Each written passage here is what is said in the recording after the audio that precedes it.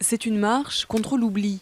Ces randonneurs empruntent les chemins utilisés par des évadés, ces hommes et ces femmes qui ont fui le régime de Vichy. Direction l'Espagne, avec la complicité de la population ariégeoise. C'est un honneur d'être encore là et de marcher avec mes camarades français et leurs collègues, aussi pour se souvenir de ce qui s'est passé, revenir et à nouveau rendre hommage. Hommage à ces juifs, mais aussi ces résistants français, anglais ou canadiens, dont les avions avaient été abattus sur le sol français et qui rejoignaient l'Espagne grâce à des passeurs locaux.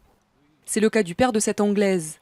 Pilote dans la Royal Air Force, il a traversé la péninsule ibérique puis l'Afrique du Nord pour allier les forces françaises libres. C'est agréable d'être avec ceux qui se souviennent de ces hommes qui ont tout donné pour que nous puissions vivre librement. Ces chemins de la liberté ont été réhabilités en 1994 sous l'impulsion de l'Association des évadés de France. Depuis, ils sont chaque année plus d'une centaine de plusieurs nationalités à marcher pendant 4 jours pour que l'histoire vive. L'histoire des 30 000 candidats à la traversée dont seulement 3 000 y sont parvenus. C'est le cas de Paul Brouet. Originaire du coin, il a rejoint les forces françaises libres en 1943 à Casablanca pour participer au débarquement en Provence.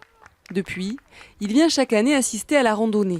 J'ai embrassé ma mère et puis on est parti. Et quand on avait fait 200 mètres, même pas, j'ai senti que quelqu'un me suivait. C'était ma mère qui me suivait. Alors j'ai embrassé, j'ai fait repartir. Quoi. Là, ça m'avait filé un coup de cafard. Je l'ai fait à 82 ans la dernière fois, la traversée. Ça nous honore et puis au moins on sait qu'on a fait quelque chose qui a été utile quand même. Aux abords du sentier, les randonneurs s'arrêtent devant cette grange pour rendre hommage à un passeur, Louis Barrault, assassiné à l'âge de 20 ans après avoir été dénoncé.